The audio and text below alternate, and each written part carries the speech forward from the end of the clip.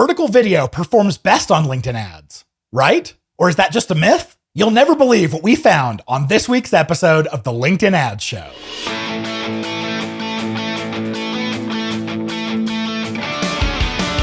Welcome to the LinkedIn Ads Show. Here's your host, AJ Wilcox. Hey there, LinkedIn Ads fanatics. As he said, I'm AJ Wilcox. I'm the host of the weekly podcast, the LinkedIn Ads Show. I'm thrilled to welcome you to the show for advanced B2B marketers who want to evolve their craft and achieve true pro status. All right, so I fell for it hook, line, and sinker. We know that 80% of LinkedIn users are on mobile, and we know that vertical video looks best on mobile. Ergo, of course, vertical video ads are going to perform best on the platform, right?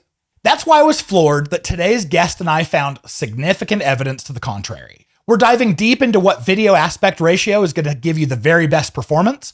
I would love for you to reach out to me through a message on LinkedIn and let me know if you're doing the same tests that we are and what your findings are. Now, you may remember Chandler Quintin from one of our most popular episodes. It was episode 122. He dropped serious knowledge on us about how to engage users with video ads, and it literally changed my life.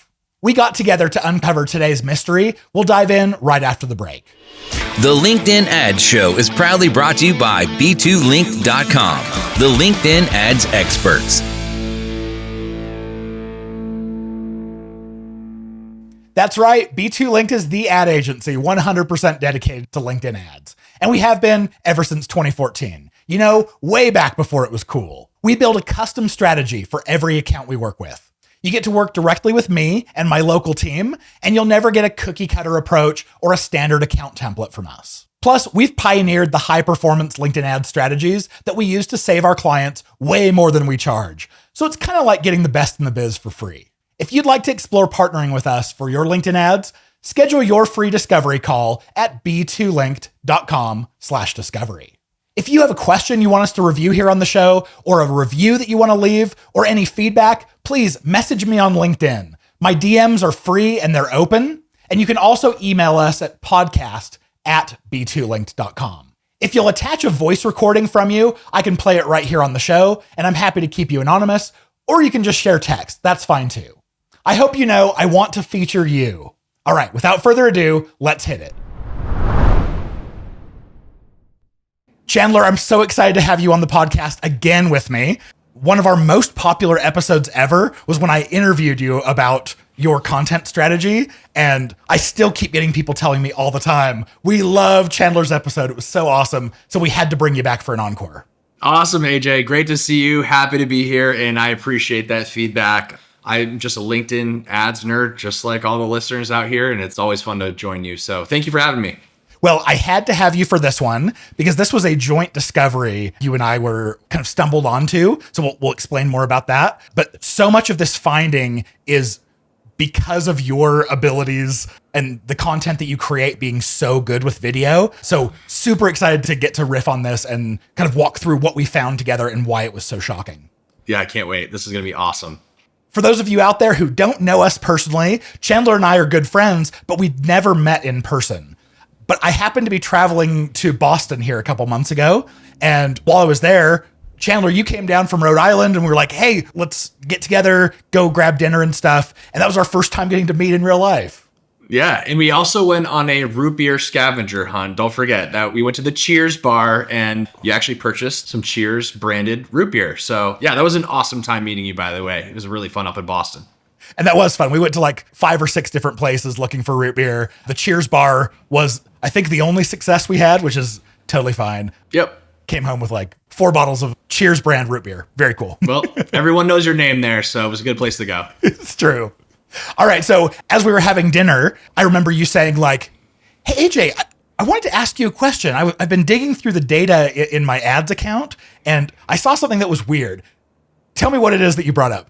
Okay, I love this story because I really didn't know if I was seeing something like my brain was tricking me or if I was going crazy, but I was noticing the counter to what everyone talks about in terms of vertical video being the cat's pajamas. Everyone talks about vertical is better, it shows up more often, it's, gets more engagement, all those things. And when I was looking at the stats in our ad account, as well as a couple of our clients, I was noticing something that was completely opposite from what everyone was talking about. And that was potentially, and we'll find out if this was true or not, was that vertical and square were not performing as well as horizontal. And not only that, but it was the stats like view rates, completion rates, and even dwell time was not supposedly as good as everyone talks about it is. And I didn't know if I was seeing things or if I was crazy. And I brought it up to you and we went from there. And we're out at dinner. We open up the laptop on the table and you're showing me through some of these things. And I went, wow, you're right. This is totally unexpected. And then it gave me the idea where I was like, hey, maybe this isn't just about different devices, how they're interacting with the video. Maybe it has something to do with the actual dimensions of the creative as well. And you and I talked about what a methodology would look like to go figure this out. And I went and got straight nerdy on it and dove way into the data. And then you and I have been riffing on this now for weeks and talking about it. And it's been really fun. Oh yeah, it's been awesome because we just went down the rabbit hole. And what we found, I think, will surprise a lot of people and will be really interesting to see how it impacts people's strategies moving forward. Yes, huge game changer. So before we actually get into that, where did the idea of vertical is better come from? We just all know it's conventional knowledge of, vertical video performs better. But tell me about it. Like, where does that actually come from? I think, you see a lot of these hacks and tricks and tips all over LinkedIn all the time. And some of them are good. Some of them I think are snake oil and some of them are just straight up bad. And it's really hard to know what's actually valuable and what's not, what's worth paying attention to and what's worth ignoring. And I'd say last year and certainly the year before, we saw just a lot of talk around vertical and square video, with the idea being that you get more impressions on mobile because that's where the app is, and a lot of people use the mobile app. You might also get more real estate advantage because a vertical video takes up more of the mobile screen. Same thing with square. And there was a lot of talk saying how horizontal's dead because it just takes up such a little bit of the screen and it doesn't show up on mobile all the time.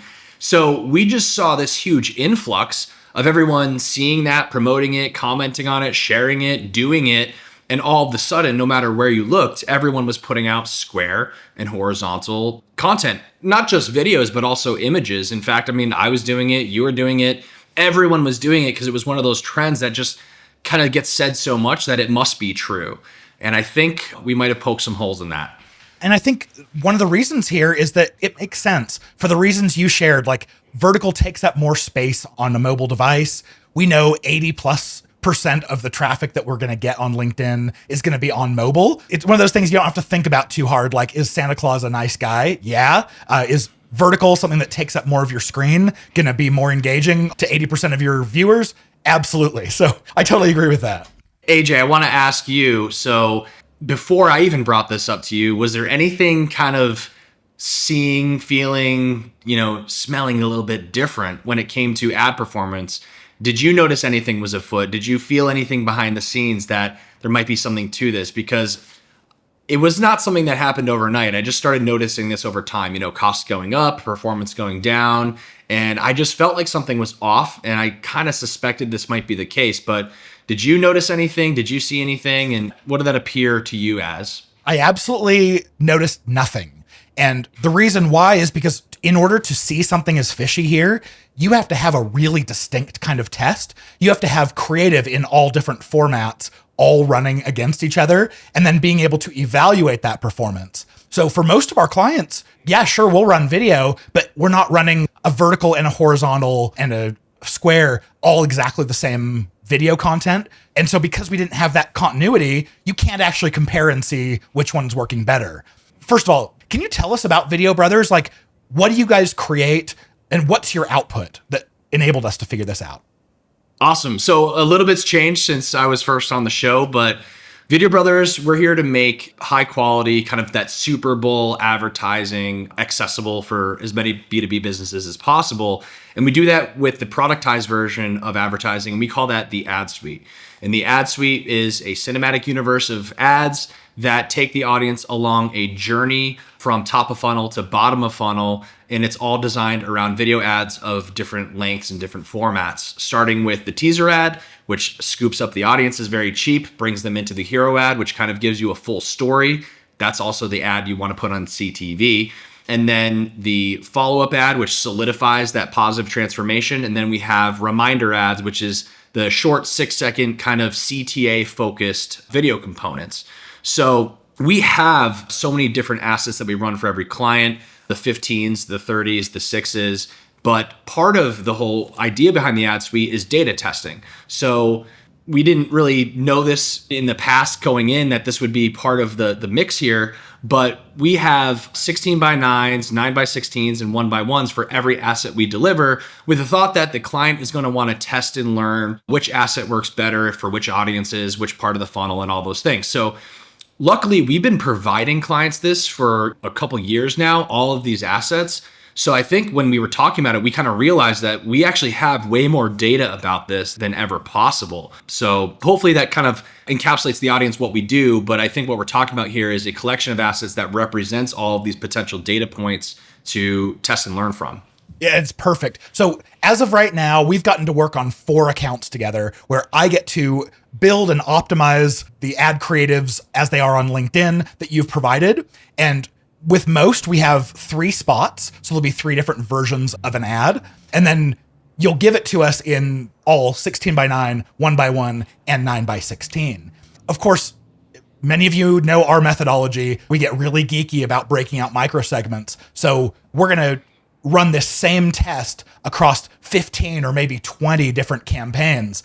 And this is what was so shocking when I remember us sitting at dinner and we opened up one of these accounts and you just said, let's sort all of the ads in this account by view rate, high to low. And we did it. And all of a sudden, over in the left-hand column, you just saw horizontal, horizontal, horizontal, all down the page. And then you scroll down and all of a sudden, a whole bunch of 1 by 1s. And then you keep scrolling. And then we go to the verticals and we went, why? Yeah, wait a second. What is going on here? I remember that too. And then we jumped to another account, did the same thing. And we're not just looking at a day or a week. We're looking at months and months of data, thousands and thousands of dollars being spent, thousands of impressions, if not hundreds of thousands, and some accounts up in the millions. Same thing. Yeah. Horizontals, squares in the middle, and then verticals. And then I think we looked at view rate. You can look at completion rate. You can look at dwell time. Consistent across the board. Maybe an outlier here and there where a square is worse than a vertical, but there was never a square or a vertical in the top spot taking out a 16 by 9, which was, I think, shocking to both of us. I think we were both getting like visibly, excited about what we're finding here. Yes. And getting so excited because I mean, as literally as I can get, this is heresy in the advertising community to tell people that horizontal is going to outperform their vertical. Like it never occurred to anyone. And they're in Campaign Manager. The only ways we could evaluate this was like, all right, completion rate and view rate. And I went, all right, I have to understand this more. And I need more metrics. The metrics, there's so many I care about that I evaluate things from that you can't get from Campaign Manager. Things like, I want to understand 25% view rate, 50%, 75, as well as completion. I want to understand costs per 25, 50, 75%, and cost per completion. And that's where I went, okay, these 2 metrics look like they're really lining up, but I need to go and look at this under a microscope and make sure that it checks all the way through. Oh, yeah. So, one of the things that I wanted to ask you, because you have access to so many different accounts and you're really deep in the weeds with the data and you have all your reporting tools that you use, how deep did this actually go? At dinner, we could only look at so much, but I know you went home and I know you dug into the data because you texted me a few days later and you're like, oh my gosh, man, you got to check out what I'm learning here. So tell me and tell the audience, how deep does this actually go? What does this mean? What's the scope of this? And what did you find? It went all the way deep. So we have our 4 accounts that I get to run. We were able to name them in really like good naming structure that made it really easy to pull this kind of report. We had your creatives that all come in the right formats that we could really A/B test these all against each other. And what I did is I combined all of this data from all 4 accounts. This represented over $140,000 in ad spend across these accounts. So we're not talking about just small numbers. This is really robust. And I broke out all of the formats of our video ads with really robust naming conventions. Like I have columns for how long it was and what format it was and which spot it was. Ran through all different kinds of pivot tables through all of my different metrics. And I found there was, without a single exception, every single one, vertical was the loser, horizontal was the winner, and 1x1 square was totally in the middle, to the point where I would not even recommend it in most cases. It goes all the way deep. It's interesting to add to that too. I think when you told me that, I took a look to just kind of get a sense of how much cost was being spent towards the verticals and squares. And one example, one of our client accounts, 40% of the spend went to the squares and verticals, and they performed about 4 to 5 times less efficient than the horizontals, meaning if you are to start weighting your campaigns towards horizontals, assuming this data is true for you as well, you could save a significant amount of money on LinkedIn distribution. And I thought that was incredibly exciting to hear, because one of the biggest complaints about LinkedIn advertising, as we all know, is that it is very expensive comparative to other platforms. Now, of course, the audience is better here on LinkedIn and we all love it, but we do need to combat the rising costs. And this feels like something that could really ladder up into a cost-saving strategy for the long haul. Oh, 100%. So many different ideas here on how do we actually use this information to make our advertising more effective. If you go back and listen to the last episode that Chandler and I did, he was talking about the same kind of creative and the huge discounts that you get from LinkedIn because of how high performing the creative is. So to give you an idea, all of the ads that we've been analyzing, down to a cost per 50% view, we are in the 20 to 30 cents on average. Whereas with any other kind of creative that I've tested on LinkedIn, it's not uncommon to see between $2 and $4. So Chandler, shout out to the way that you, your whole creative process, the very professional output. It's so good. It performs so well. Anyone who's curious, I would suggest go back and listen to that episode. We'll link to it in the show notes. But as we started down this road, I started thinking, all right, what holes can we poke in this? What could be a reason why we're seeing this? Is it possible that it's a difference in maybe the audience targeting? Is it possible that we're bidding differently and that's causing some aberrations here? Is it possible that it's budget? And I went through all of these cases with so many different target audiences, isolated that. Audience makes no difference. Bid level makes no difference. Budget level, aside from giving us more or less data, did not make a difference. And what this turned out to tell me is, like you mentioned, we see more of our spend naturally going to horizontal. So that tells us that LinkedIn is serving this more than they're serving the other formats. And then we're also seeing from the consumption metrics, we're seeing this behavior from LinkedIn members that the way that they're interacting with the videos, they are consuming it more on 16:9. So it seems to be both a LinkedIn is favoring it and people are favoring it. And that's pretty wild, right? Oh, it's insane. And I think one of the biggest draws to vertical, more specifically, was that people would watch it more and longer because it fills up more of the screen. It's capturing their attention more. But in all of our data we're looking at, we're seeing the completion rates of the 16:9s be, 8, 12, 15% or higher. Meanwhile, the vertical, where you're supposed to have an even better completion rate, is sub 3%, some not even cracking 1%, meaning people are just scrolling right on by, not getting to the end of these videos. And that also dovetails into the view rates themselves. The average view rates that we're seeing on Video Brothers ads on the accounts you're running are 40, 55%. They're up there, almost a 50-50 shot of stopping the scroll. Yeah. Even better on desktop. And then when you go and look at the verticals or squares, you're half, if not a third of all that. And it's just mind-boggling because this is just so different than what everyone is saying. And I think the amount of costs that are going into verticals and squares is hitting that point where something is going to break here. And I think we might be seeing the evidence of that in the data, is that the trend is either shifting, or my theory is that there's so much inventory on vertical and inventory on square because of all the UGC content, all the thought leadership content, that it's actually harder to stand out with that format than it is the 16:9. And maybe we're making old school cool again with the 16:9, but perhaps there is not enough inventory of that. So that's why it's working so well. I mean, there's no way for us to know the exact whys, but something big is going on here. And that's why we're even talking about this. People need to know, right? This is in the weeds of the data. I know not everyone has the time for that, but that's what AJ and I are here for, is to get nerdy and figure it all out for you. Yeah. When I'm looking at these pivot tables here, we broke it out by objective. Is it possible that one objective throws it off over another? And no, like very, very few variations off of that. We looked at stage of funnel. Does it matter whether it's a first touch, second or third touch, or even a fourth or a fifth? Slight variation, I'll say. We did see some metrics that were looking pretty good from 1x1 when you get down to stage 3, like a third stage of retargeting. But yeah, across all this is amazing. So we have to ask then, like, how can you as the listener right now, you're hearing us be really excited about this finding. How can you actually go and evaluate this and test this yourself?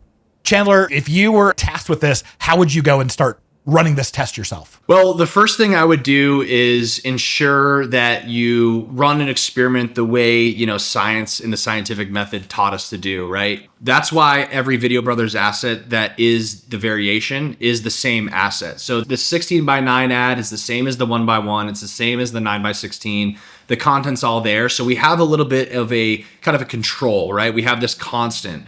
And in any experiment, and you talk about this all the time, AJ, with A/B testing, you got to only be testing one variable at a time. So if your ad is the same, you can run this test by running the square, horizontal, and verticals, as long as the ad creative is the same. So when you go to run this, you have to make sure you have some sort of constant, because if you have a horizontal video, XYZ video, and then you have a 1x1 that's ABC video, and then a 9x16 that's 123 video, they're all different. That's really not going to give you an apples to apples, because the ad creative itself is different. And we both know that creative significantly matters in your LinkedIn ad performance. So you want to make sure you're running experiments with constants and making sure you're not trying to test too many variables at one time. Now, the way we implement it for clients, and I say we because you helped me come up with this strategy and you deploy this for our clients, is we run campaigns with 6 ads within them. One that checks off the box for LinkedIn's algorithm to have enough ads in the campaign to serve evenly per their suggestion. But between those 6 ads, 2 of them are verticals, 2 of them are squares, and 2 of them are horizontals. So this gives us a nice equal shot to see if this data plays out. Of course, we are setting these to even rotation to give everything its equal shot, and that definitely helps kind of streamline and even out the data a little bit. So we'll run these ads for a week, 2 weeks, 3 weeks, a month, and with enough data coming in, we'll be able to actually see, how that experiment played out. Just like AJ said, you can sort by view rate and see visually where the thumbnails show you it's a square, vertical, horizontal, where that all stacks up. And you might be just as surprised as we are to see that same thing. Now, to put this into practice and what the principles are to kind of take this information and do something useful with it, what we've been doing, again, you and I, AJ, is we've been not throwing away the baby with the bathwater. We do know that square and vertical do show up on mobile. Some users do like it, and we don't want to shoot ourselves in the foot and just remove them because this data is telling us that it doesn't work as well. But what we want to do is take those 6 assets and we want to turn off one of the squares and one of the verticals, and then replace those 2 empty gaps with what's working the best. So that way now the weighting is towards the 16:9, and that hopefully will raise all the stats in terms of performance and be way more cost efficient. But we're still giving the opportunity for squares and horizontals to have their day, because there might be a click or 2, there might be some engagements, and those are very, very valuable. But we want to reduce the amount of costs that are being spent on these other aspect ratios that just are simply lighting money on fire, for lack of a better phrase. And then to kind of enlighten on this too. So you've talked about putting 6 ads in a single campaign. And we know that the way that LinkedIn serves these, if you were just to run that one campaign, you might have some sort of an aberration from it just being a single sample point. So what we've done is we've taken this same test and rolled it out across many campaigns. So if campaign 1 ignores ad C, campaign 2, campaign 3, campaign 4, they all have a chance to give that same creative a chance to live. Absolutely. And the other thing too is, I wouldn't take this information and put it into practice right away. I would actually extend this experiment across your whole funnel, because one of the things that I think might still be up for debate is do these other aspect ratios perform better down funnel? Now, our evidence is suggesting no. All the data we're seeing is suggesting no, but it's still worth the test because there are surprises. There are things that happen, and there could be shifts in consumer behavior on the app. There could be shifts in the algorithm. So the idea of taking that experiment and then extending it across your whole funnel is a great way to look at the whole ecosystem holistically and see if that trend continues. Bottom of the funnel too, you'll have a smaller audience. And so you'll be getting more impressions potentially depending on your budget. So it might be a good idea to keep them all on because bottom of the funnel clicks are the most valuable to you. That's a personal opinion. But if we're talking about cost efficiency to capture audiences and bring them into the funnel and facilitate their journey on down, your number one objective should be to be as efficient as possible because your cold audience will always be the biggest. And you want to make sure every dollar you spend is going as far as it possibly can go. So you got to look at the micro, you got to look at the macro, you got to look at the big picture altogether and see what your data tells you. But I'm going to almost guarantee that you'll find very similar findings to what we found. And you're going to be very surprised because, again, everyone was talking that vertical was the cat's pajamas. And here we are with evidence that suggests otherwise. That's right. And when you're setting up this test, like Chandler mentioned, we set it to even rotation. If you've been listening to me for a long time, you may know that's borderline heresy. What I would suggest is set it to even rotation. Just take away any possibility for LinkedIn's algorithm to overfavor something over another for a week or two. And then I would switch it to optimized rotation just because you tend to get better efficiency there. Great advice. That's awesome. Okay, so then as you actually go to implement this, have the end in mind. If you're going to evaluate it like I did, you need to get the data out of LinkedIn and into an Excel spreadsheet or Google Sheets, whatever you're using. If you think about when you export data from LinkedIn, what do they give you? You'll notice they do not give you the dimensions. They will give you the video length, but they don't give you the dimensions. So what I would recommend to you, the easiest way to do this is to use the ad name field in all of your ads. And use some sort of a convention in your ad name to signal to yourself which version of the video it is, what aspect ratio it is. You could say the length if you want, but have some sort of a convention where then in Excel, you can parse out these values into their own column. And then that allows you to very quickly evaluate, like, does one of these things matter more than another? That's great advice. Naming conventions, in and of itself could be a whole other episode because you are the master at it. I've learned everything about naming conventions from you. But that's as simple as putting a underscore SQ for square, underscore HZ for horizontal, and underscore VT for vertical. But AJ is absolutely right. If you can't tell which ad is which, you're not going to be looking at the data correctly. And that's one of the most important things is to make sure you're, not only doing the test correctly, but also labeling everything properly so you can look at the data the clearest and most accurate way possible, because that's where you're actually going to find the results. And if it's a mess and if it's not labeled properly, you might have a different problem. Totally. And then what I would do, you are going to run a pivot table based off of all of your ad data for however much you have. The dimensions that you're breaking out, you want to break out your aspect ratio. And then what I would do is I would line up all of these calculated columns that you create. I would do view rate, which is what percentage of your audience watched 2 seconds when they were served it. Then there's a 25% view rate, 50%, 75%, and then your completion rate. LinkedIn will tell you by default view rate and completion rate. You're going to have to create the 25, 50, and 75% view rates through a calculated column. And then I would do the same thing with the costs. So cost per view, cost per 25% view, cost per 50%, cost per 75%, cost per completion.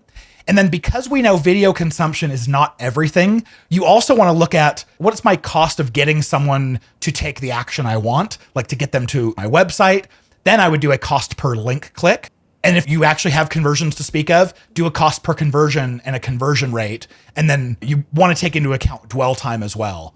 That was how I created this report. And the nice thing is that once I've done this once and I have the same naming conventions for my ads, as I get more data or as I plug in a different account, the pivot table stays. You just tell it, use this other set of data, and you can very quickly come up with this report and learn the same things we are. Just looking at some of your tables here in front of me on my screen, one of the most interesting things that I think could be further extrapolated is looking at the overall costs, right? So, for example, this campaign sample we're looking at, there was $22,000 spent within this sample.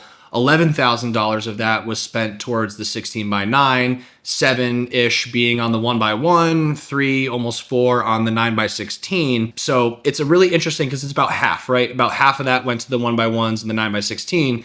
And then you look at the things like view rate being about half of the 16 by 9. So you could have spent that $11,000 that went to the verticals and squares, had those go to the 16 by 9 and got double the efficiency, meaning you're capturing twice the amount of audiences for the same exact costs. And over time, that's savings of thousands and thousands of dollars that is going to scoop up more audiences for you at a much more efficient rate.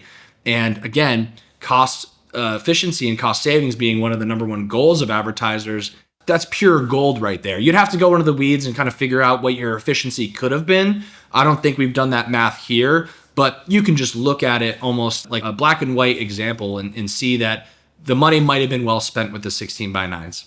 Oh yeah. Take the rest of the budget that was spent on 1 by 1s and 9 by 16s and extrapolate based off of that. What would your results, your total completions, total views, total clicks, what would they have been? And I think you'll be greatly surprised like we were.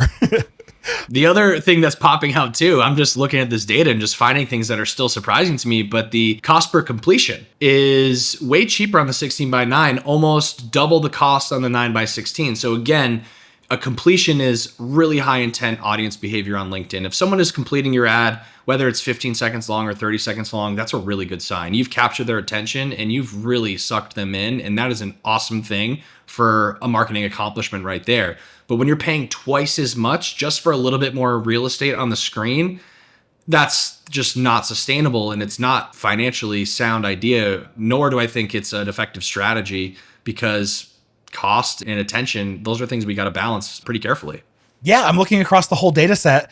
Across the board, the cost per completion by each of these aspect ratios, 16 by 9 is between 2 to 2.5 times cheaper. Blows me away. Wow. Oh, for sure. And actually that trend continues down funnel as well. In this sample, your stage 3, which would be probably around the time they're seeing the follow-up ad, some of these completions are multiple dollars. This is $11. Now that might be an anomaly because not enough budget was spent there, but when the completion of the 16 by 9 is 65 cents, you go, I could be saving a lot more money than I anticipated just by doing this quick little trick. So very cool stuff. Yeah. So the advice that we then have to marketers, number one, you have to test. Do this test yourself and find out. Don't just rely on our words here. Go and test your different aspect ratios of the same ads. See if you get the same results. If you do or if you don't, I don't care.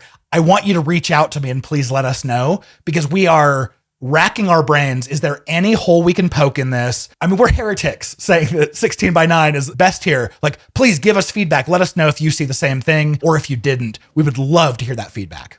Yeah, and to be completely fair, and we did talk about this before the show, and we are trying to poke holes in this as well, because that's what we have to do. We have to be objective. This experiment is based off of high quality video ads made by Video Brothers. So we aren't sure if this works or if the data is the same on UGC content or thought leadership content. We would need help from the audience to let us know your findings there. And AJ and I plan to run a very similar experiment with that type of content where it's not very highly produced and very flashy content. So we do need to be fair that we're only looking at produced ads, but I'm willing to bet that the data is consistent simply because I think the inventory is just so high on Square and Vertical that a lot of content creators, brands, and marketing teams are kind of fighting an uphill battle trying to stand out in a sea of vertical content. So would love someone out there to reach out with the data doing the same exact experiment, but with less highly produced content. I think that would be a great way to